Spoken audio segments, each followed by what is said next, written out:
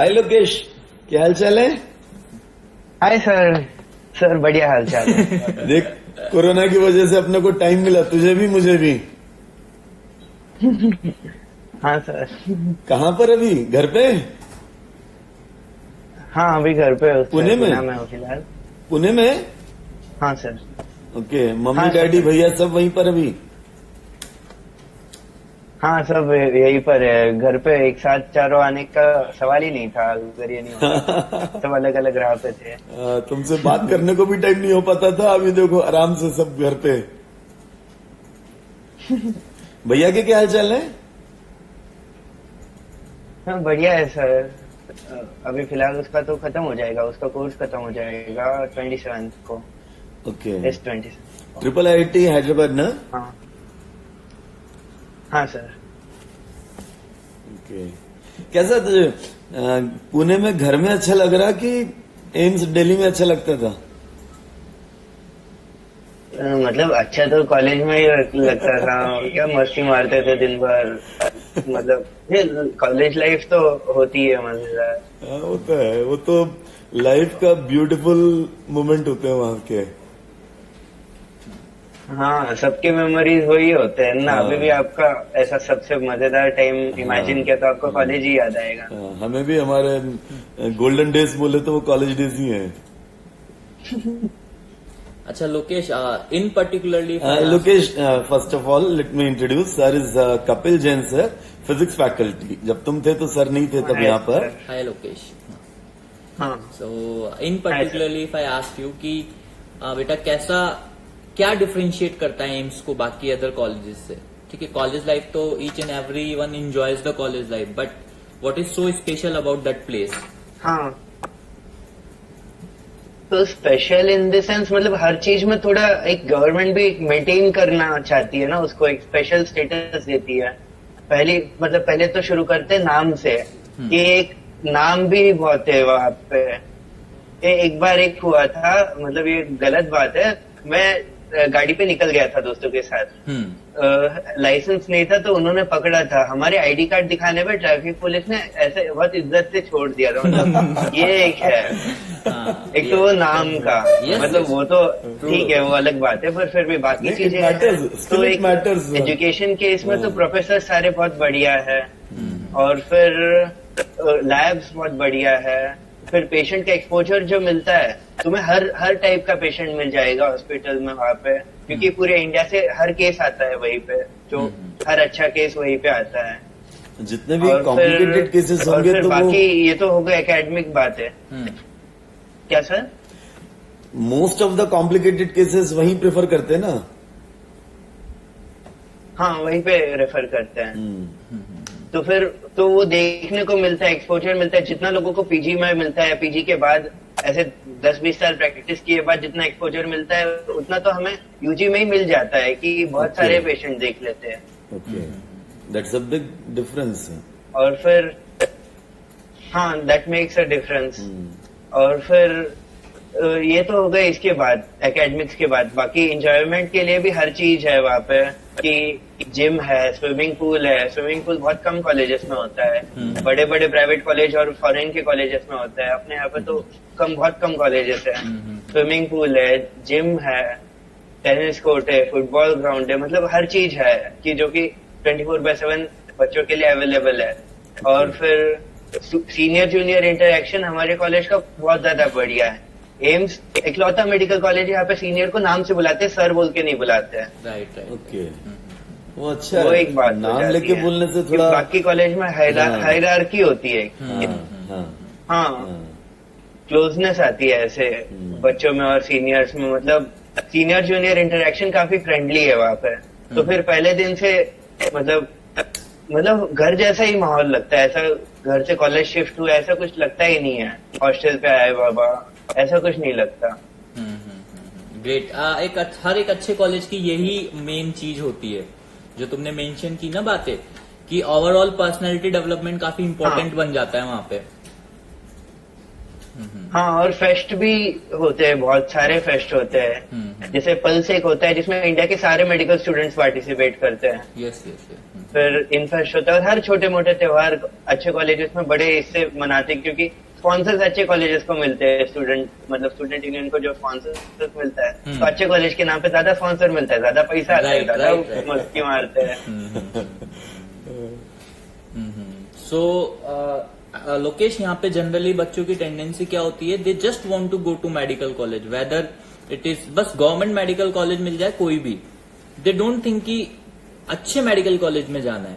तो how will you like what will be your message to those students कि why it is necessary to fight for a good medical college? Okay, तो बात यह है कि गंदे में मतलब दूसरे कि अच्छे मेडिकल कॉलेज में जाने से लाइफ ही अलग हो जाती है ना। नॉर्मल मेडिकल कॉलेज में जाने से सिर्फ तुम डिग्री ले रहे हो, तुम्हें ना तो उतना फैकल्टीज का एक्सपोजर मिलेगा, तो फिर तुम्हें खुद बहुत ज्यादा मेहनत करनी पड़ेगी अच्छा डॉक्टर बनने के लिए।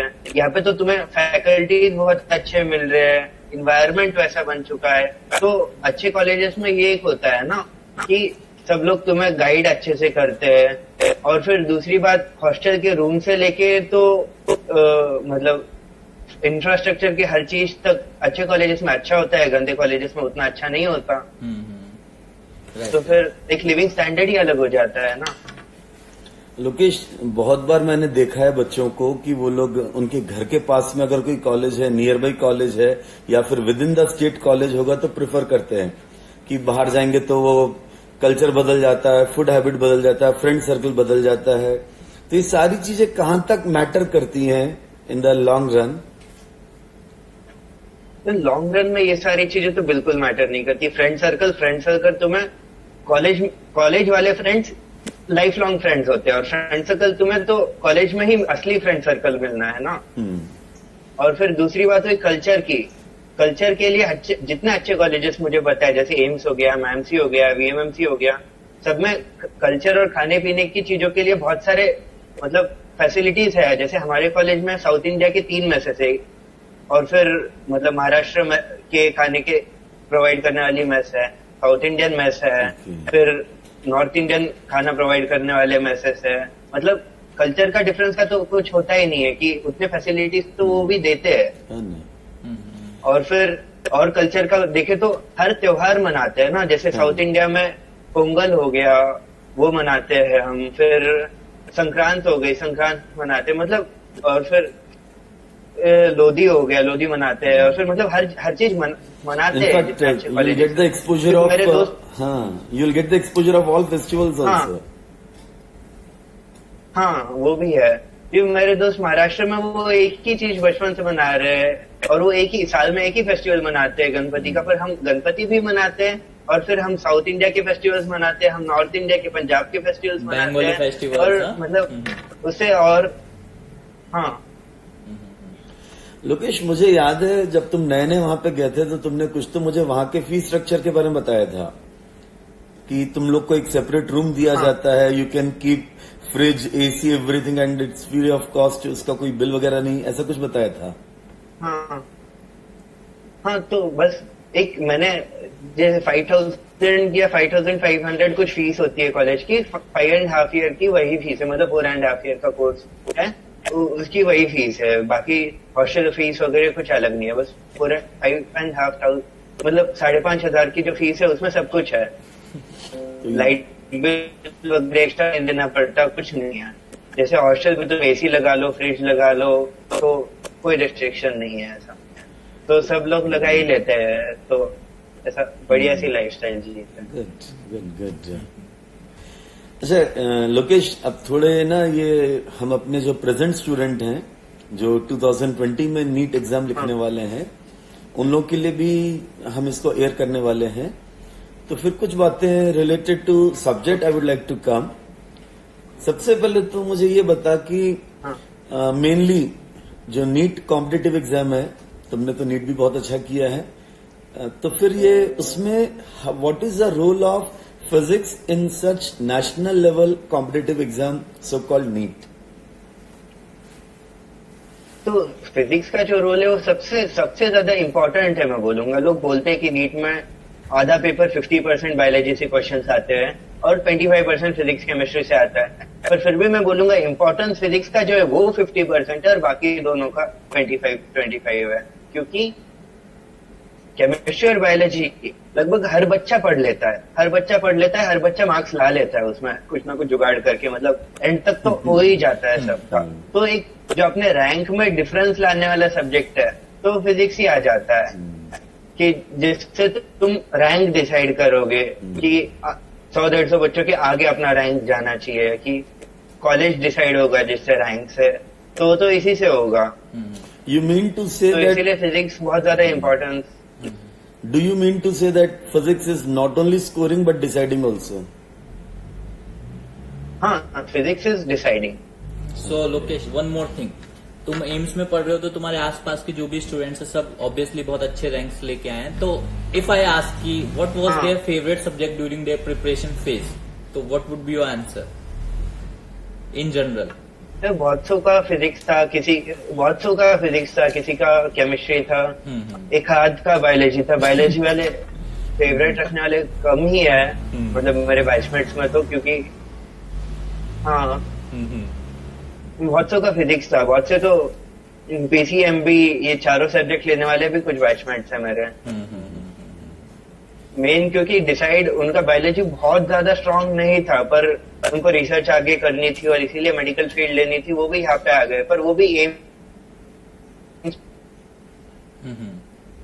तक पहुंचे बायोलॉजी में, पर फिजिक्स अच्छा नहीं है, वो भी एम तक नहीं पहुंच सके, क्योंकि वो तो सभी पढ़ लेते हैं बायोलॉजी। लोकेश, मैं कई बार ऐसा बोलता हूँ कि अगर फिजिक्स पढ़ लेंगे तो बाकी सब्जेक्ट्स में भी कॉन्फिडेंस आ जाएगा, डेवलप हो जाएगा। अगर फिजिक्स में कॉन्फिडेंस आता है तो it will develop the confidence in other subjects also. Is it true? हाँ, ऑब्वियसली ट्रू है कि बाकी सब्जेक्ट में तो क्या स्कोर करना है ना, मतलब गिने चुने चैप्टर से गिने चुने बातें है वो सब पता करके स्कोर करना है। ओवरऑल तुम्हारी थिंकिंग कैपेबिलिटी बढ़ती है फिजिक्स सॉल्व करने से, तुम्हारा डेवलपमेंट होती है वो सॉल्व करने से, और फिर एक बार सब्जेक्ट तुम्हें पसंद आने लग गया तो रिक्रिएशन जैसा भी हो जाता है। जैसे तो बीच के बाद का टाइम पीरियड तो मेरे लिए फिजिक्स सॉल्व करना एक रिक्रिएशन जैसा भी था, क्या बोर हो गया बायोलॉजी केमिस्ट्री करके, फिजिक्स कर लेता हूँ मजा आएगा। ग्रेट। सो लोकेश, जैसे ये जो हाई टाइम है, पीक टाइम है, बच्चों के पास लेस देन 70 डेज है, so what should be their strategy towards physics and towards all other subjects also? हाँ, तो अभी तो बस 26 को है ना एग्जाम। हाँ, 26 जुलाई है, 2 महीने बाकी है।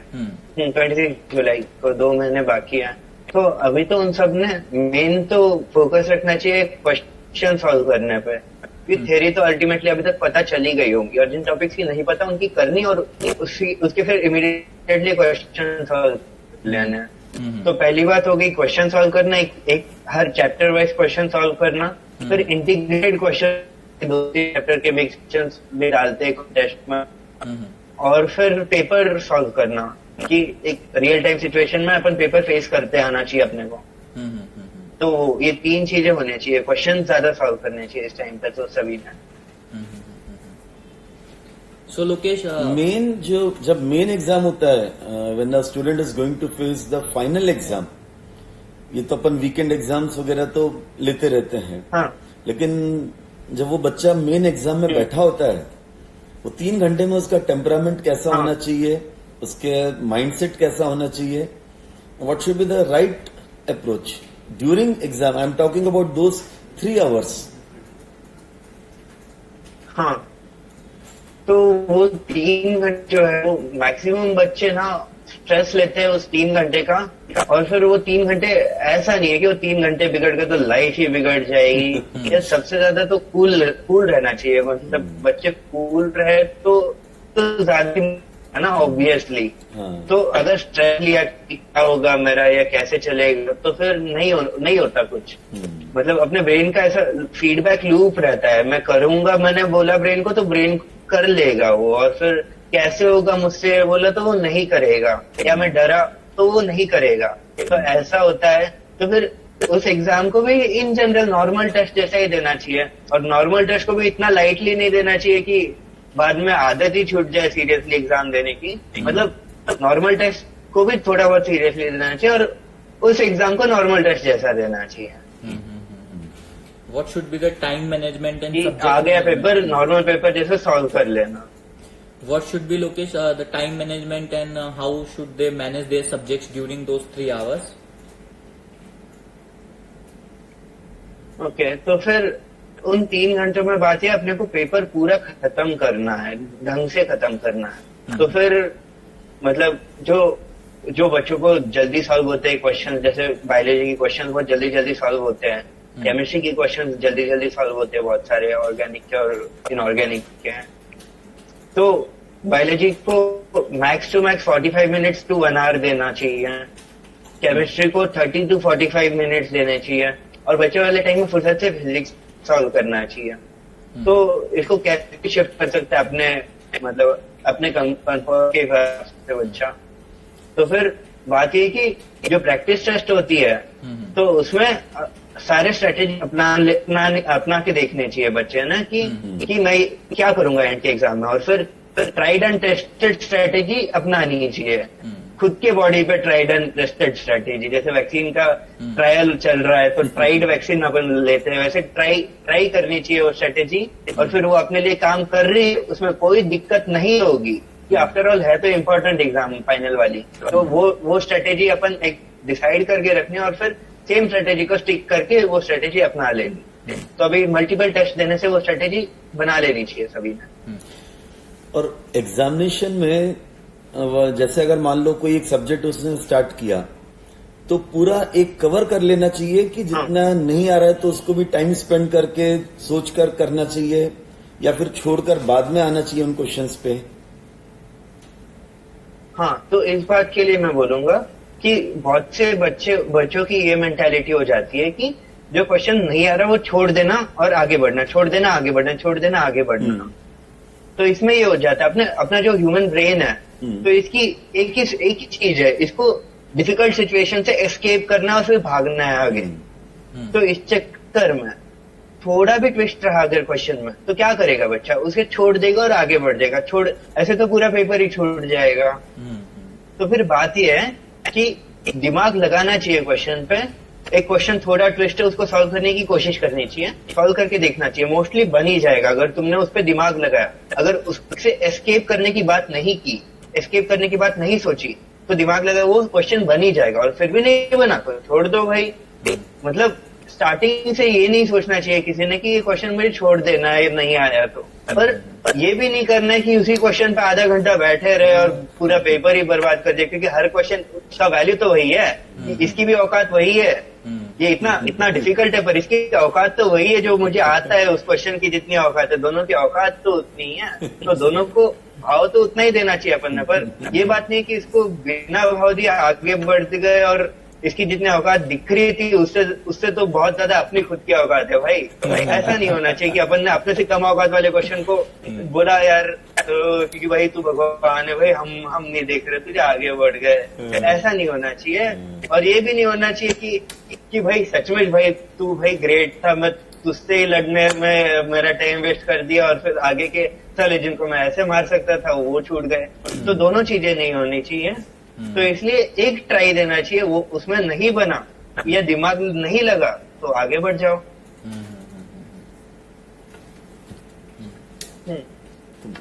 सो लोकेश, इफ आई आस्क, मैं भी अभी मैंने नया ज्वाइन किया, मैंने काफी कुछ सीखा है पिछले 15-20 दिनों में पीवी सर से। तुम तो रहे सर के साथ 1.5 साल 2 साल अपनी प्रिपरेशन फेज में। तो अगर मैं पूछूं कि पीवी फिजिक्स क्लासेस का इन पर्टिकुलरली तुम्हारे जो भी गोल तक पहुंचने में क्या योगदान है, जो तुम्हारी जर्नी रही है उसमें कितना कंट्रीब्यूट किया सर ने पर्सनली और एज ए क्लासेस होल?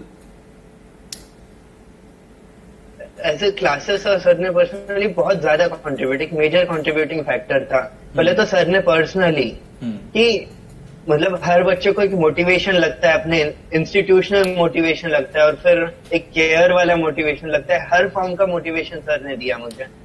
कि कभी किसी चैप्टर में मैं वीक पड़ जाता था, किसी टेस्ट में वीक पड़ जाता था, सर बहुत बार ऐसा समझाते बैठते थे कि भाई ये क्या है, ये तो तू कर लेगा आराम से। और फिर वो जो मॉरल सपोर्ट होता है वो सर का एक मेजर कंट्रीब्यूशन फैक्टर था कि कि एक कॉन्फिडेंस आ जाता था वो सब सुन के। और फिर सर ने कुछ क्लासेस अलग से लिए थे कि जल्दी थोड़ा बहुत सिलेबस कंप्लीट करके रिवीजन करने को टाइम मिलना और ज्यादा पेपर सॉल्व करने को टाइम मिलना।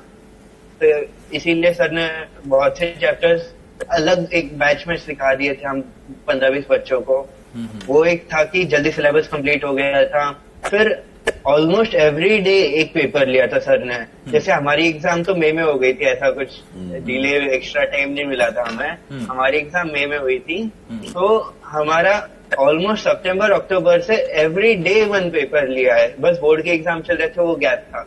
एवरी डे एक पेपर हुआ है, वो भी सिर्फ फिजिक्स का नहीं, फिजिक्स, केमिस्ट्री, बायोलॉजी का एक पेपर एवरी डे लिया था सर ने हमारा एग्जाम तक। तो उससे ऐसा स्कोर बूस्टअप हुआ, जैसा कोरोना का ग्राफ चल रहा है ना इंडिया में, वैसा तो बूस्टअप हुआ एक्सपोनेंशियली ना, एक्सपोनेंशियली। हाँ, एक्सपोनेंशियली बूस्टअप हुआ कि आदत हो गई हमें सॉल्व करने की। और फिर बहुत स्टार्टिंग में तो बच्चे ज्यादा देते भी नहीं थे, 3 सब्जेक्ट की एग्जाम देने के लिए बाकी दोस्तों का सपोर्ट नहीं मिला, बच्चे देते नहीं थे। तो सर ने शुरुआत में तो 2 बच्चों के लिए अलग से आंसर की बनाओ, OMR स्कैन करो, वो सब भी किया है। 2 बच्चों के लिए किया था, मैं और रोहित देते थे तब। तो सर का बहुत ज्यादा सपोर्ट था। Great great great. नहीं लोकेश, लेकिन जो तुम लोग का जुनून था, वो जुनून था जो मुझसे ये सब कुछ करवा सका। तो इट इज ऑलवेज म्यूचुअल।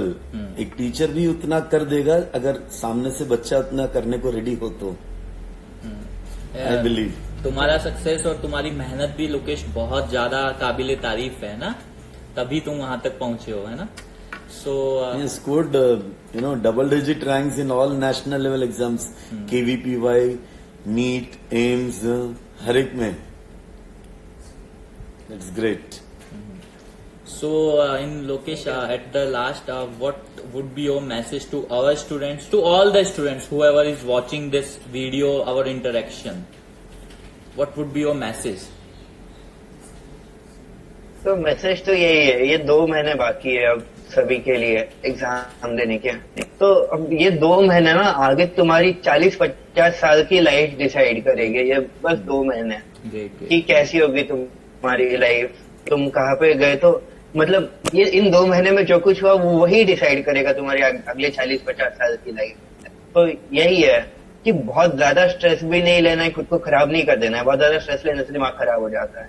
और बहुत ज्यादा ऐसा लाइटली भी नहीं लेना है। बहुत ज्यादा लाइटली लिया और कुछ नहीं किया तो भी दिमाग खराब ही होता है। तो दिमाग को ढंग से काम पे लगाना है, स्ट्रेसफुली इंजॉय करते हुए ढंग से पढ़ना है, एग्जाम्पल सॉल्व करने, क्वेश्चन सॉल्व करने, पेपर सॉल्व करने, खुद को काबिल बनाना है और एग्जाम को फेस करना है मजे में और ऐसा स्कोर लेके आना है, बढ़िया सा रैंक लेके आना है। तो यही है। Great thinking Lokesh. और फिर मतलब मजे में पढ़ना चाहिए सभी ने, क्योंकि मतलब ब्रेन वही आता है कि जो अपने को अच्छा लगा, जो अपने मजे में लिए। अभी भी उन चीजों को भूल जाना चाहता है जो स्ट्रेस वाले एनवायरनमेंट में किया, जो जबरदस्ती पढ़ा अपन ने। तो ब्रेन तो उन चीजों को भूल ही जाना चाहता है। अपन मूवीज नहीं भूलते क्योंकि हम उन्हें मजे में देखते हैं। हम 2 साल पहले पढ़े हुआ चैप्टर अगर रिवाइज नहीं किया हुआ तो आराम से भूल जाएंगे, क्योंकि हमने उतना ज्यादा मजे में नहीं पढ़ा होगा उनको। मैं खुद की बात बोलता हूँ, मैंने कुछ चैप्टर्स मजे में नहीं पढ़े थे, वो मुझे अभी याद नहीं है। 2 साल हो गए, मैंने रिवाइज नहीं किया, क्यों ही करूंगा मैं रिवाइज, मुझे याद नहीं है। पर जो चैप्टर्स मैंने मजे में किए थे, जैसे मैंने मैकेनिक्स मजे में किया था, मैंने फिर बहुत सी चीजें ऐसे मजे में किए थे, वो चीजें अभी भी याद है। तो ऐसा एंथुजियाज्म के साथ मजे में मतलब लगा दो ना पूरा टाइम तुम। तो ही मैंने फाइनली लोकेश एक बात पूछूंगा कि एक बच्चा जब अच्छे मार्क्स लाता है, अच्छा रैंक लाता है तो उसका करियर बनता है, it is a known fact. लेकिन उसके अच्छे मार्क्स, अच्छे रैंक और अच्छे कॉलेज में जाने से अपने घर के वातावरण में, अपने रिलेटिव्स में, अपने फ्रेंड सर्कल में किस तरह का फर्क पड़ता है? अपने फैमिली में हर तरफ यही होता है ना, खुशी है। अपने फैमिली में सब खुश हो जाते हैं, मतलब सभी को खुशी मिलती है कि कुछ अच्छा हुआ है, तो सभी को खुशी मिलती है अंदर से। फिर रिश्तेदार तो मतलब रिश्तेदारों में इज्जत बढ़ जाती है, इज्जत बढ़ जाती है अपने रिश्तेदारों में कोई ना कोई होता है जिसने कुछ फोड़ा है, अपन ने उससे ज्यादा कुछ फोड़ दिया, उससे ज्यादा मचा के आए हम। तो अभी तक उसको सब ग्रेट बोल रहे थे, अभी हमें ग्रेट बोलेंगे। और फिर ये एक होता है कि छोटे भाई बहन रिश्तेदारों में सब एडवाइस पूछना शुरू करेंगे, और तुम्हें टाइम तक कौन पूछेगा तुम। Great great great. जैसे पढ़ो, चलो। 9th क्लास में कोई है तो वो पूछेगा अभी से मैं क्या करूँ तेरे जैसा लाने के लिए।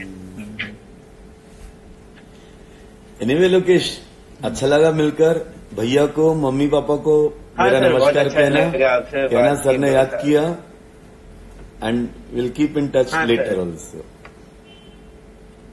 All the best Lokesh. And best of luck, Lokesh, from my side also. Thank you, sir. You are at really great place. Thank you sir. Make your career, help the nation. And you have made Lautur also proud to become, studying in AIIMS Delhi. Is a proud to Lautur also. Thank you sir. All the Okay. best. Good luck. Thank you sir.